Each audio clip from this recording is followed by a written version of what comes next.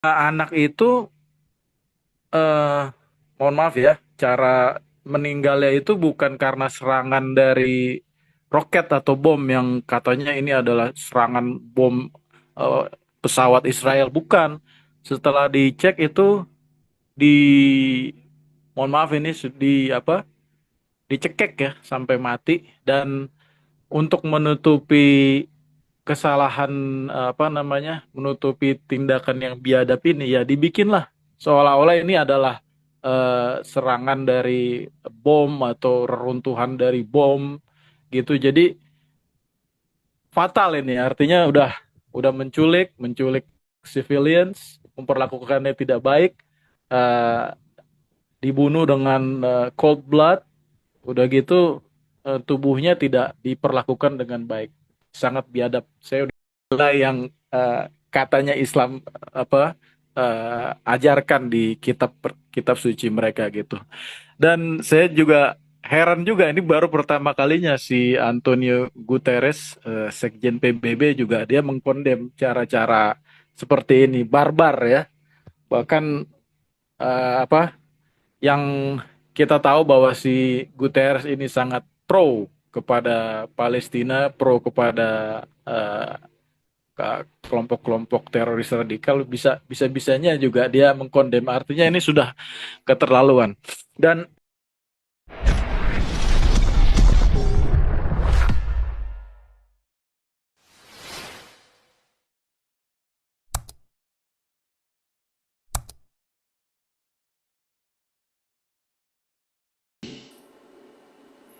Shalom, eh, Ya, shalom, shalom. selamat. Shalom, Abu. Hati-hati, lu ntar lu dicariin sama si Fauda lu ntar lu. Ya, selamat malam semuanya, RF Top Kalian berdua nih sama KBRI. Tasya, lu nggak pernah kopdar ya nih ya? Gimana Pak? Lu nggak pernah kopdar berdua sama si Tasya ya? Enggak Pak, nggak kenal Oh, juga. Pernah, Pak. kenalan dong. Boleh boleh, ntar japri Sama japri. orang pinter ini, waduh, sama-sama jomblo lagi. Sama orang pinter, sama Batak pula nih dua-dua nih kan? Bisa aja ini Pak Pastur. Nah, aku kasih bocoran loh. Tasya itu anu loh. Dokter. Iya, pinter loh Tasya ini. Iya.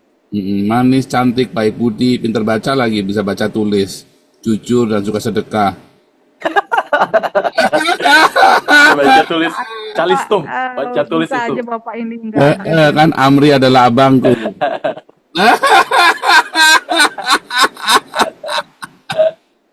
Lanjut, lanjut, sorry, Ah, sorry, sorry. Ya, lanjut, lanjut. Intermezzo ya. oke, Intermezzo ya. siap siap. Oke, selamat malam teman-teman semua di Zoom dan di YouTube. Baru bisa join lagi nih. Eh, Topiknya ini bagi saya pribadi ini sangat menyayat hati ya. Artinya perangnya ini udah terlalu lama, berkepanjangan, dan menyebar kemana-mana gitu.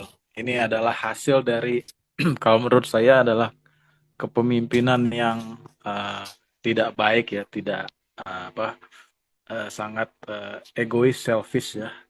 Saya pribadi mendukung negara Israel dan orang-orang Yahudi, tapi Netanyahu ya, ini boleh beda ya Pak Paul ya. Kalau menurut saya nih dia sudah terlalu lama dia memimpin di Israel ya. Berapa kali dia jadi prime minister? Mungkin ada kali 20 tahun. Sangat berbeda dengan negara-negara demokratis lainnya, kayak di Amerika itu ada term limits, seorang presiden ini maksimal cuma bisa 2 periode 8 tahun. Netanyahu ini udah terlalu lama. Kita perlu tahu juga ya, mungkin kalau Bapak Ibu yang pernah kuliah belajar, ada mata kuliah politik, power tends to corrupt, absolute power corrupt absolutely. Jadi itulah yang saya secara pribadi kurang suka dari Netanyahu. Kembali ke topik yang Pak Pastor Paul berikan di Agios malam ini mengenai arak-arakan ya ke 4 jenazah di mana kita ketahui, mohon maaf kalau saya ulang, jadi dua jenazah itu sudah confirm itu adalah Ariel dan Kefir Bibas. Jadi yang usia 4 sorry 5 dan 1 tahun ya. Dan yang satu lagi yang kakek-kakek, saya lupa namanya, dan yang satu lagi dibilang itu adalah ibunya si Siri. Tapi rupanya dari berita yang beredar itu bukan sudah diidentifikasi itu bukan dari tubuh atau jenazah dari Siri. Jadi kemungkinan entah masih hidup atau entah sudah mati, ini adalah bukti bahwa organisasi Hamas maupun Islamic Jihad maupun grup-grup teroris dari Palestina lainnya itu sangat tidak profesional, tidak tidak menghargai jenazah atau manusia yang udah mati, tidak mengakui konvensi Jenewa ya. Dan ini lagi Pak Paul, saya lihat di Twitter ya, beberapa jam yang lalu itu si Daniel Hagari, juru bicara dari Israel Defense Force, itu dia confirm bahwa eh, kedua anak itu, eh, mohon maaf ya, cara meninggalnya itu bukan karena serangan dari roket atau bom yang katanya ini adalah serangan bom eh, pesawat Israel, bukan. Setelah dicek itu di mohon maaf ini dicekek ya sampai mati. Dan untuk menutupi kesalahan, menutupi tindakan yang biadab ini, ya dibikinlah seolah-olah ini adalah serangan dari bom atau reruntuhan dari bom gitu. Jadi fatal ini, artinya udah menculik civilians, memperlakukannya tidak baik, eh, dibunuh dengan cold blood, udah gitu tubuhnya tidak diperlakukan dengan baik, sangat biadab. Saya udah kehabisan kata-kata ini. Dan di Twitter itu rame rame sekali untuk untuk supaya warga dunia, warga Indonesia, dan para fans-fans dari Hollywood ini tahu lah. Nah, ini loh uh, organisasi yang sangat kalian elu-elukan. Beginilah cara mereka memperlakukan tawanan perang. Sangat berbeda dengan yang katanya Israel yang Zionis, yang penjajah, yang penguasa dunia. Coba dilihat itu para tahanan-tahanan politik ataupun tahanan-tahanan teroris yang menjadi bagian dari pertukaran tahanan. Mereka diperlakukan dengan baik, fisiknya baik, artinya badannya bugar, sehat, kelima panca inderanya berfungsi dengan baik. Kalau mereka diinterview, diajak ngomong, bisa merespons dengan baik. Artinya secara fisik dan mental diperlakukan baik di fasilitas penjara di eh, Israel.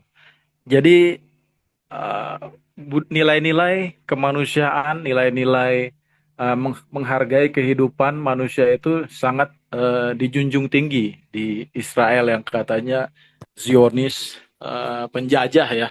Sangat berbeda sekali dengan apa yang kita lihat, propaganda-propaganda yang ada di sosial media, YouTube, Twitter dan lain-lain. Dan artinya ini satu tamparan ya. Dan saya baca juga tadi Grand Mufti dari UAE, mungkin semacam imam besar lah ya dari UAE, United Emirates Arab ini, dia condemn juga. Dia bilang ini mungkin sebagai satu bentuk eh, penistaan agama ya bagi mereka. Ini sangat menghina nilai-nilai yang katanya Islam ajarkan di kitab suci mereka gitu. Dan saya juga heran juga, ini baru pertama kalinya si Antonio Guterres, Sekjen PBB, juga dia mengkondem cara-cara seperti ini, barbar ya. Bahkan yang kita tahu bahwa si Guterres ini sangat pro kepada Palestina, pro kepada kelompok-kelompok teroris radikal, bisa-bisanya juga dia mengkondem. Artinya ini sudah keterlaluan. Dan saya mau tarik sedikit ke belakang ya, Bapak Ibu. Jadi kita tahu semua itu bahwa masalah ini itu dimulai di 7 Oktober 2023, itu hari Sabtu pagi. Ya, itulah artinya teroris-teroris Hamas itu merangsek dari Gaza, meluncurkan roket-roket ke arah Israel dan masuk ke beberapa kibuts-kibuts atau tempat-tempat orang Yahudi ini tinggal.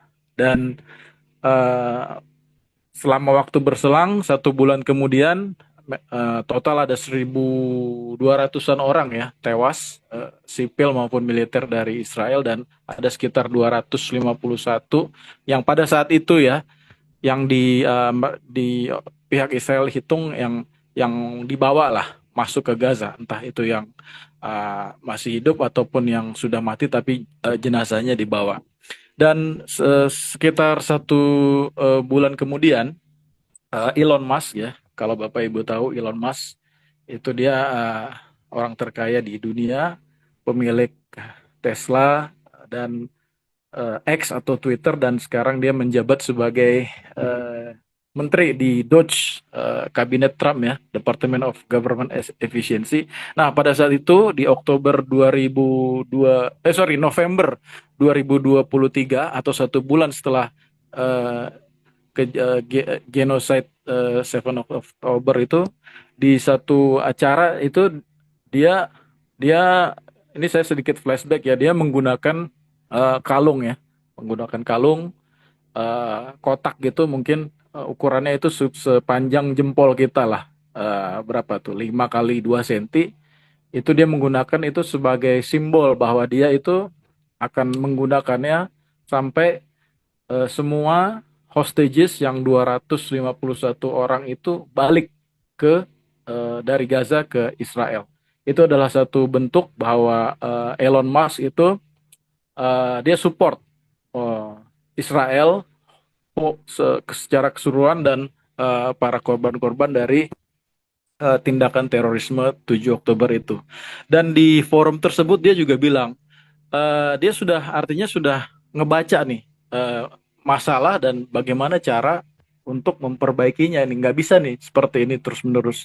Dia bilang itu ada 3 ya yang harus dilakukan, baik itu oleh Israel ataupun komunitas internasional. Yang pertama itu adalah eh, apa namanya, kegiatan yang terorisme kebiadaban Hamas ini harus berhenti once and for all. Yang kedua, pendidikan bagi anak-anak muda, infant, yang ibaratnya masih di bawah 17 tahun, ya itu untuk warga Gaza atau Palestina, itu harus dibikin lagi pendidikan ya, karena selama ini mereka sudah dinodai oleh anti-Semitism ya, untuk membenci orang Yahudi, untuk membenci Israel. Propagandanya bahkan dimulai dari mereka masih bayi atau masih dari TK. Dan yang ketiga, yang sangat penting, dan ini adalah kunci bahwa supaya poin pertama dan kedua ini mulus, itu harus ada investasi masuk ke Gaza. Yang artinya ini senada nih dengan yang Presiden Trump dia coba utarakan beberapa hari yang lalu ya, bahwa mungkin beberapa pekan yang lalu di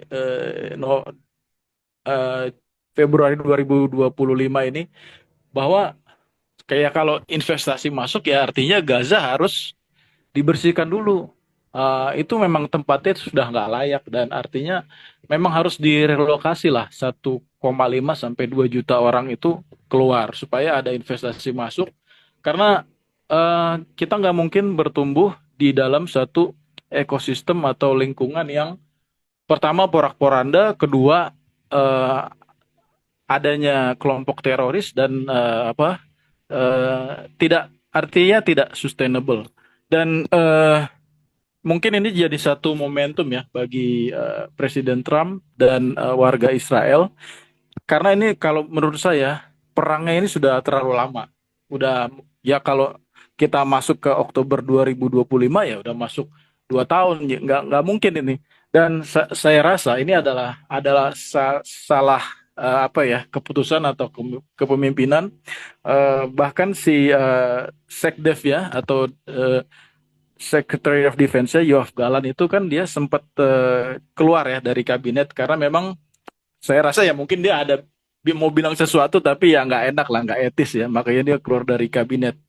Kalau ibaratnya nih, ini mohon maaf nih, ada Pak Jenderal Tobing kan di room ini mohon maaf nih Pak Jenderal ya, kalau saya ibaratnya jadi komandan militer, kalau saya sih pertama-tama setelah 7 Oktober itu tutup semua itu border, dari yang Rafah maupun Erez ya, tutup semua, lalu internet itu di jam, jadi supaya tidak ada lagi berita-berita katakanlah yang mereka broadcast gitu ditutup, internet itu tidak di jam, jadi mereka si pihak Hamas atau Palestinian Jihad itu tidak bisa melakukan propaganda-propaganda yang artinya ya yang dikonsumsi lah oleh warga dunia maupun oleh warga Konoha.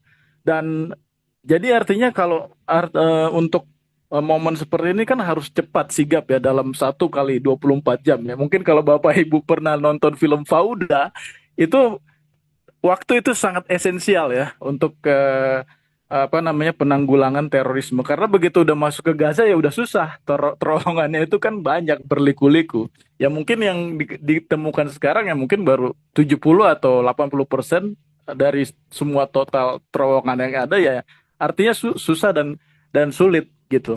Dan saya cukup heran ya artinya dengan ini sekali lagi ada Pak Jenderal Tobing di sini. Mohon maaf Pak Jenderal kalau saya terlalu bukannya maksudnya sok-sokan ya. Artinya kalau nggak salah kan doktrin militer Barat ya, khususnya Amerika ataupun Rusia yang saya tahu, never apa namanya tuh apa Pak? Never discuss with terrorist apa? Never never negotiate with terrorist. Jangan pernah negosiasi dengan teroris. Nah, Israel kan yang saya tahu ya sebagai aficionado apa penggemar kemiliteran dan angkatan udara. Yang saya tahu ya standar ya Israel kan eh, tinggi gitu, lebih tinggi atau mungkin sama lah dengan Amerika atau Israel. Mereka malah bernegosiasi gitu kan. Pertama, waktunya itu sudah terlalu lama, sudah 1 tahun. Jadi korban fisiknya itu kemana-mana. Tidak hanya bagi civilians yang diculik, maupun juga bagi tentara-tentara yang IDF apa namanya yang masuk untuk menyelamatkan mereka. Itu kan butuh tenaga, energi, korban jiwa gitu. Dan yang kedua, yang artinya apa namanya prisoner exchange yang sekarang ini kan sudah artinya ini tahap A dan belum tahap B. Nah, kalau Bapak Ibu lihat di Twitter itu Mosep Hasan itu ya atau The Green Prince itu yang salah satu anak dari tokoh pendiri Hamas itu dia dia bilang ya di apa namanya di Twitter dia bahwa kalau kalian itu apa namanya untuk Israel ya jangan jangan terlalu lama gitu, jangan bermain-main gitu dengan tawanan. Walaupun si Palestina si Hamas ini pegang kartu atau civilians yang mereka tahan, tapi Israel juga punya kartu-kartunya. Apa itu? Yaitu ya ke 1.000 tahanan kelas berat yang sudah masuk di penjara-penjara Israel. Nah itu adalah kalau kata si Mossad ya Yosef itu dia bilang itulah the snake of the evil. Coba aja kalian artinya gini kasih ultimatum kalau misalkan semua tahanan yang di Gaza tidak dilepaskan, mungkin setiap 24 jam 10 atau 20 tahanan yang kelas berat yang udah 5 life sentence atau 7 life sentence itu ya dieksekusi. Termasuk yang satu ini yang artinya yang sangat pengen sekali dikeluarkan itu yang namanya kalau nggak salah itu Marwan Barghouti. Itu sebenarnya itu digaung-gaungkan dari sebagai penggantinya Yasser Arafat ya di pas momen Intifada kedua tahun 2021 atau 2002, tapi dia udah keburu masuk gitu. Nah, artinya di sini dia bilang ya udah kalian mainkan aja kartu itu segera apa namanya? Ya eksekusi gitu. Jadi memberikan pressure atau tekanan yang lebih berat kepada Hamas ataupun Islamic Jihad supaya eh, apa namanya ada timetable ya gitu. Dan yang terakhir dari si Yosef bilang itu dia bilang untuk negosiator sebisa mungkin lah jangan menggunakan Qatar lagi gitu. Kalau bisa ya mungkin Egypt atau si Mesir dan Saudi Arabia. Karena dalam 1 tahun terakhir ini Qatar terlihat jelas itu sangat apa namanya memfasilitasi ya teroris Hamas mereka bisa tinggal di Doha dan artinya untuk si Al Jazeera sendiri pun artinya kan dia dari sana gitu mereka jadi sumber propaganda baik untuk Islamic Jihad ataupun Hamas sendiri ya artinya untuk masalah ini sebenarnya orang-orangnya pun khususnya yang tinggal di sana itu udah tahu. Cuma artinya tinggal bagaimana aja nih. Tinggal bagaimana si Israel, IDF, Prime Minister Netanyahu maupun Amerika ini bersikap. Itu dari saya, Pastor Paul. Terima kasih. Sahabat Salam. Luar biasa. Ntar kopdar ya. Nah itu.